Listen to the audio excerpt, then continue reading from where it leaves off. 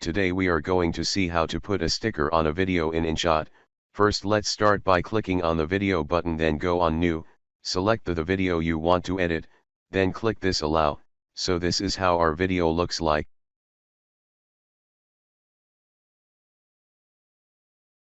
So you first check in the tools that we have, then click on Stickers. There you can see the list of our stickers. So let's find the best suited for our video. Let's take this clapping hands one, select it, then touch it, and move it to any area you want it to be. Click on this button to resize.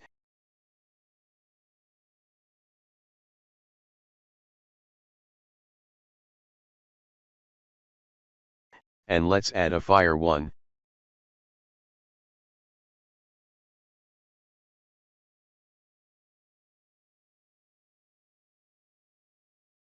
And there you have it.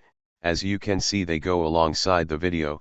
So thanks for watching, and if you new, make sure you subscribe for more content.